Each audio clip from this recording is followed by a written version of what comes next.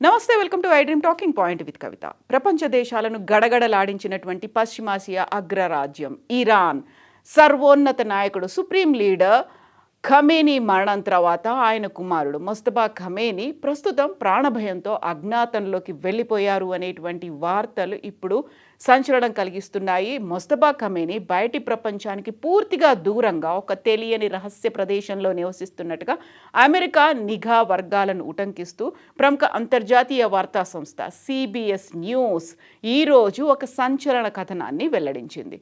ప్రస్తుతం మొస్తబా ఖమేనీ బయటి ప్రపంచంతో చాలా పరిమితమైనటువంటి సంబంధాలు మాత్రమే కలిగి ఉన్నాడని, ఈ పరిణామం ఇరాన్ అంతర్గత ప్రభుత్వ వ్యవస్థలను సంక్షోభంలోకి నెట్టిందని అమెరికా స్పష్టం చేసింది. పశ్చిమాసియాలో ఉద్రిక్తతలను తగ్గించేందుకు అమెరికా ఇరాన్ మధ్య తెర వెనుక సుదీర్ఘంగా సాగుతున్న శాంతి చర్చలు ప్రస్తుతం తీవ్రస్థాయిలో సందిగ్ధంలో పడ్డాయి అనేటువంటి వార్త ఇప్పుడు బయటకు వస్తోంది. ఇరు దేశాల మధ్య మధ్యంతరంగా ఒప్పందం ఖరారు అయ్యే దశకు చేరినప్పటికీ అది ఒక కొలిక్కి రాకపోవడానికి ప్రధానమైనటువంటి కారణం ఇరాన్ కొత్త సుప్రీం లీడర్ మొస్తబా ఖమేనీ అందుబాటులో లేకపోవడమే అనేటువంటిది వార్త ఇప్పుడు సిబిఎస్ ప్రచురించింది.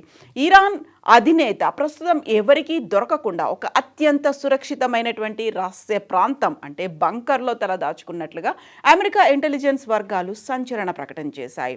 ఆయన బాహ్య ప్రపంచానికి కనిపించకుండా కేవలం తన వ్యక్తిగత దూతల ద్వారా మాత్రమే ఉన్నతాధికారులకు, సైనిక నాయకులకు సందేశాలు పంపుతున్నట్లుగా ఇప్పుడు సమాచారం అందుతోంది. ఇజ్రాయెల్ దాడుల పరంపరలో మొస్తబా ఖమేనీని కూడా తీవ్రంగా గాయపడినట్టుగా అంతర్జాతీయ మీడియాలో పెద్ద ఎత్తున కథనాలు వచ్చాయి. మొస్తబా ఆరోగ్య పరిస్థితి ప్రస్తుతం విషమంగానే ఉందనేటువంటి వార్తలను ఇరాన్ ప్రభుత్వం అధికారికంగా తోసిపుచ్చినప్పటికీ, ఆయన పూర్తి ఆరోగ్యంతోనే ఉన్నారని ప్రకటించినప్పటికీ కూడా ఇప్పటి వరకు మొస్తబా ఒక్కసారి కూడా బహిరంగంగా ప్రజల ముందుకు రాలేదు. కనీసం ఆడియో లేకుంటే వీడియో సందేశం కూడా ఇవ్వలేదు. ఒకప్పుడు కేవలం ఏఐతో వచ్చినటువంటి ఒక మెసేజ్, ఆ తర్వాత ఆయన చేతిరాతతో వచ్చినటువంటి ఒక లెటర్, అది మొస్తబా ఖమేనీదే అని చెప్పినప్పటికీ కూడా ఆయన నిజంగా సురక్షితంగా ఉన్నారా లేదా అనేటువంటి అనుమానాలు ఇప్పుడు అంతర్జాతీయంగా డౌట్ఫుల్గా మారాయి. వారాల తరబడి బంకర్లలోనే ఖమేనీ ఉన్నాడు అనేటువంటి వార్త ఇప్పుడు బయటకు వస్తోంది. ఇరాన్కు చెందినటువంటి సీనియర్ అధికారులు కూడా ఖమేనీని నేరుగా సంప్రదించలేకపోతున్నారని అమెరికా నిఘా వర్గాలు తెలిపాయి. అమెరికా ఇరాన్ ఒప్పందానికి సంబంధించినటువంటి ఒక ఫ్రేమ్ వర్క్ను మొస్తబా ఖమేనీ చూసినట్లుగా మాకు సమాచారం అందింది. అయితే దానిపై ఆయన నుంచి ఇంకా ఎటువంటి సమాధానం రాలేదు. ఇరాన్కు చెందినటువంటి సీనియర్ అధికారులు కూడా ఖమేనీని నేరుగా సంప్రదించలేకపోతున్నారు. అందుకే చర్చలు ఆలస్యమవుతున్నాయి అని అమెరికా నిఘా వర్గాలు చెబుతున్నాయి. కానీ ఖమేనీతో పాటుగా టెహ్రాన్కు చెందినటువంటి పలువురు సీనియర్ నాయకులు కూడా వారాల తరబడి బంకర్లలోనే ఉంటున్నట్లుగా సమాచారం అందుతోంది. వారంతా నేరుగా మాట్లాడుకోవట్లేదు అనేటువంటి వార్త, కేవలం మెసెంజర్ల రూపంలో మాత్రమే ఒకరి వార్తని, ఒకరి సమాచారాన్ని ఇంకొకరికి చేరవేస్తున్నారు అనేటువంటిది అమెరికా నిఘా వర్గాలు ఇప్పుడు వెల్లడించాయి.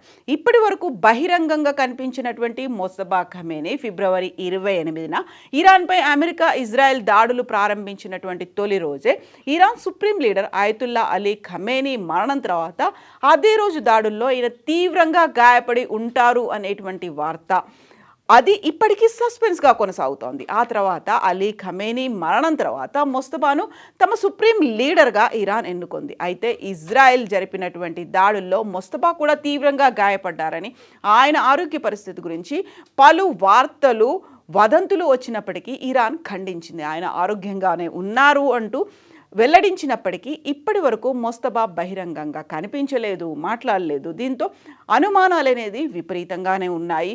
ఖమేనీ హోదాలో ఎవరున్నా వారు తమ టార్గెట్లోనే ఉంటారని ఇజ్రాయెల్ పదే పదే హెచ్చరిస్తూనే వచ్చింది. ఈ నేపథ్యంలోనే ప్రస్తుతం జరుగుతున్నటువంటి పరిణామాల్ని బట్టి చూస్తే మొస్తబా రహస్య ప్రాంతంలో ఉన్నట్టుగా వస్తున్నటువంటి వార్తలకి ప్రాధాన్యత సంతరించుకుంది. మరోవైపు ఇరాన్ పాలకులకు ఇజ్రాయెల్ పదే పదే గట్టి హెచ్చరికలు పంపుతోంది. ఇరాన్ సుప్రీం లీడర్ హోదాలో ఎవరున్నా కూడా తమ ప్రధాన టార్గెట్గానే ఉంటారు అనేటువంటి మాటని ఇజ్రాయెల్ రక్షణ దళాలు స్పష్టం చేశాయి. ఇజ్రాయెల్ వైమానిక దాడులు, అత్యాధునిక నిఘా డ్రోన్ల భయం వల్లే మొస్తబా ఖమేనీ తన ప్రాణాలను కాపాడుకునేందుకు క్షిపణులకు కూడా అందలేని, క్షిపణులు కూడా ఛేదించలేని రహస్య బంకరికే పరిమితం అయ్యారని ఇప్పుడు విశ్లేషకులు విశ్లేషకులు భావిస్తున్నారు. అత్యంత ఉత్కంఠ భరిత పరిణామాల మధ్య పశ్చిమాసియాలో శాంతి నెలకొంటుందా లేదా అనేది ఇప్పటికీ $1 మిలియన్ ప్రశ్నగానే మిగిలిపోయింది.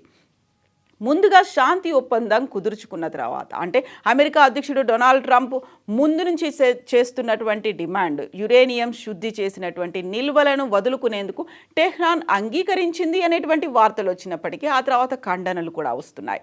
అణ్వాయుధం కోసం వెంపర్లాడడం లేదని ప్రపంచానికి భరోసా ఇచ్చేందుకు తామంతా సిద్ధంగా ఉన్నట్టుగానే ఇరాన్ అధ్యక్షుడు మసౌద్ పెజెష్కియాన్ ఒక వార్తా సంస్థకి ఇచ్చినటువంటి ఇంటర్వ్యూలో వ్యాఖ్యానించారు అనేటువంటి వార్త వస్తోంది. ముందుగా శాంతి ఒప్పందం కుదుర్చుకొని ఆపై 60 రోజుల కాల వ్యవధిలో అందులోని అంశాలపై ఇరు దేశాలు కూలంకుషంగా చర్చించే అవకాశాలు ఉన్నాయి అనేటువంటి వార్త కూడా వస్తోంది. బట్ మళ్ళీ అదే క్వశ్చన్ మొదలవుతోంది. మొస్తబా ఖమేనీ ఎక్కడున్నారు, ఎలా ఉన్నారు, సురక్షితంగానే ఉన్నారా, ఎందుకని బయటికి రావట్లేదు, నిజంగా జీవించే ఉన్నారా, సడన్గా అదృశ్యమైపోయారా? మొస్తబా ఖమేనీకి సంబంధించి ఫిబ్రవరి 28 తర్వాత ఇప్పటిదాకా కూడా ఖచ్చితమైనటువంటి అధికారిక వార్త కూడా రానటువంటి నేపథ్యంలో మళ్ళీ ఇప్పుడు మొస్తబా ఖమేనీకి సంబంధించి సరికొత్తగా అమెరికా నిఘా వర్గాలు వెల్లడించినటువంటి వార్త, ఆయన అదృశ్యమైపోయారు, రహస్యంగా క్షిపణులు కూడా ఛేదించలేనటువంటి బంకర్లలో తలదాచుకున్నారని. మొస్తబా ఖమేనీ బయటకు వస్తారా, లేకపోతే ఆయనకు సంబంధించినటువంటి అధికారికమైనటువంటి వార్త మెసెంజర్ల రూపంలో ఆయన బయటకు వస్తుందా? ఈ మొత్తం సంక్షోభానికి ఎప్పుడు ఫుల్ స్టాప్ పడబోతోంది? బోల్డని క్వశ్చన్ మార్క్స్ అయితే కనిపిస్తున్నాయి. అదే $1 మిలియన్ క్వశ్చన్స్గా కూడా మిగిలిపోయాయి. మీరేమనుకుంటున్నారో కామెంట్స్ రూపంలో తెలియజేయండి.